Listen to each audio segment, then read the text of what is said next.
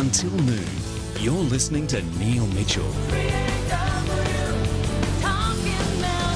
18 to 9. So, dirty tricks. Statements from the Labor Party confirm that they were up to their neck in the alleged dirty tricks involving a tape recorder from a reporter on which there was a private conversation with Ted Bodier, which was subsequently leaked and very embarrassing. Daniel Andrews, good morning. Good morning, Neil. You said this was nothing to do with Labor. You're wrong, aren't you? Neil, I want to be very clear with you that I had no involvement in this matter, but I accept full responsibility. But you said it was nothing to do with Labor. I accept full responsibility for getting to the bottom of this, and I've spent the weekend doing just that. Well, did you go off half-cocked when you said this was nothing to do with Labor? No, but there were questions on Friday evening and over the course of the weekend that could not be answered to my satisfaction, and I accept full and complete responsibility for getting to the bottom of this. Okay. So I'm happy to, I want to now, if I can, Neil, go through. Well, no, before you do that, that's sure. good. I'm glad you take the responsibility. That's an important that thing. It is my responsibility to get to the bottom of this, and I've done my very best to do that. We're judging you as a leader here, and you came out and said this is nothing to do with Labor. You were wrong, weren't you? Well, no, let's be clear. I made it abundantly clear on Friday that, and let me read. Let me read from you the very first line of the front page story from The Age. Senior staff from the opposition leader's office were involved in the theft of a journalist's recording device. That was wrong, completely wrong then, and it's wrong now. You said it was nothing to do with Labor. The distribution of this tape, again, there were allegations made about that but involving my office. That is completely wrong.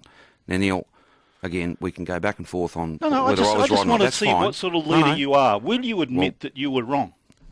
I am prepared and I understand, and I've taken full responsibility that it is my responsibility.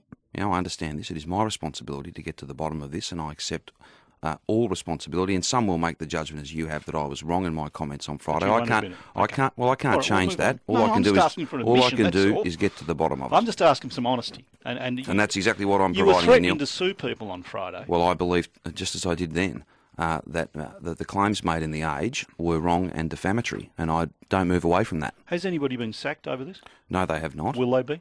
No, they will not, and Why not? I'll explain that if I go through this. Yes. I'll be more than happy to explain it. So let me just take you through what happened here. A journalist drops a tape recorder. The tape recorder is picked up by a member of Moonee Valley staff out at the Moonee Valley Racecourse where our state conference was. It's handed in, not, Neil, to a formal organised lost property section. There's no logbook. There's no lost property box even.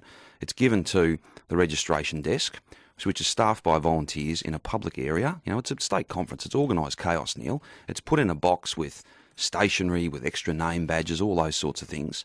It then sits there all day Saturday, all night Saturday night, all day Sunday, and it then is discovered at head office in Docklands 4 or 5 days later. That is to say, it's in the boxes as they've packed everything up to leave to leave the conference and take it all back to head office. It's in amongst that. It is then discovered. The Assistant State Secretary, Mr. Samaras, who's made it clear in his statement today, then takes possession of. He then discovers that the tape recorder's there, and he listens to the tape recording, and he then does a very human thing, Neil. He allows his anger at having, when he turns the thing on, he hears his own voice. He has been recorded a confidential, private, off-the-record discussion, a lengthy discussion. As happened to Ted Bodier. Indeed. And was released. With this journalist. Is on the tape recorder. So what did you do? He does a very human thing, and he makes the wrong call. Instead of at that point handing the recorder back, he hung on to the recorder. So he should have given it back. Absolutely. There's no question. There is absolutely no question about that. No question about that. You know that, I know that, every reasonable person knows. And Mr. Samaras has fessed up to the fact and fully acknowledges that he should have returned the recorder. He didn't do that. So what did he do?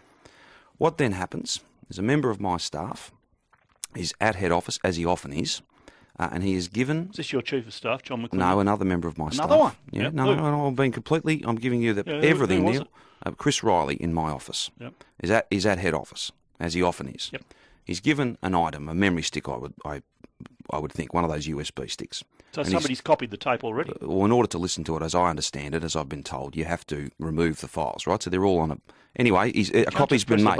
Well, a copy's been made, right? And the statements go to that directly. That's pretty important. Why? Yeah, no, and the statements go directly to that for the purposes of listening to it. No, well, let me go through it all, yes. and you can make your judgments along the way, and Yeah. afterwards I'm sure you will. Yes. He is asked to take the file to my Chief of Staff. Yes. He is told it's a sensitive matter. He's not told what it is. He does nothing more and nothing less than deliver it to the Chief of Staff as he was told to do. Yep. Right? Let's be clear about that. It arrives with my Chief of Staff. My Chief of Staff is most uncomfortable that he's been handed a, quote, sensitive item. There is then a phone... Now let me take you to the State Secretary's statement, if I can, Neil. Well, hang on, did the Chief of Staff tell you? No, but I'm happy to come back to that as well. Righto. Let me just take you now to the State Secretary's statement. My Chief of Staff then heads straight down to Docklands. So within 15 minutes Does he of listen being... to it at this stage? No, within 15 minutes Jeez, of being... he's got some self-restraint. He's a very sensitive thing. I'm not going to listen to it. Does have quite a lot of that. 15 minutes after he's given the item, he's in Docklands. Now let me refer you to the State Secretary's statement. I had a subsequent discussion with John McClendon about this and requested he attend a meeting to discuss the matter, with which he did. Mr McClendon, Mr Samaras and myself listened to one of the files, and we were informed by Mr Samaras that there were many more like them. Which file did they listen to? I can only assume the Baillieu file. It was collectively agreed later that same day that all of the contents should and could not be circulated further in any way. Subsequent to this, all files from the device were destroyed. Was that after legal advice? I understand they had some conversations with their lawyers. Why?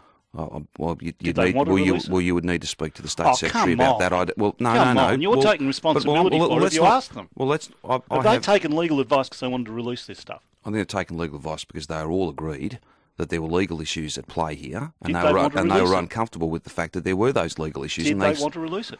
Well, Neil, I am uncertain about that. Well, I know you they should be. didn't. I know they didn't. You're investigating. I know. You're taking responsibility. Hang on a minute. I know they did not release it. I'm happy to come back to that matter as well. At the end, I've just read you from the State Secretary's statement. That is the end of my Chief of Staff and my officer's involvement in this whole affair. Simple as that. So your Chief of Staff's gone along and listened to it, and was he involved in the legal advice? Well, no. He wasn't. He left the office and left That's it all right. to them. Well, Did he tell you then? No, he did not. He didn't tell you. I've just been down there. This red hot thing from Ted Baillieu. The outcome of the meeting, Neil, was that the contents of the tape recorder and the tape recorder itself was destroyed. And I use that term destroyed because what happened, I'm informed by the officials at head office, is that the tape recorder was opened up, the hard drive, apparently these things have got a hard drive in them, was taken out and it was cut up with scissors into small pieces and put in the bin. Every copy, every item off the tape recorder was deleted and the tape recorder itself was destroyed. But it was copied. Well, every item was copied. Every item from the tape recorder, that came from the tape recorder, every version of this, every item from the tape recorder and the tape recorder itself were deleted and destroyed. So you're saying every copy was destroyed? Correct, absolutely.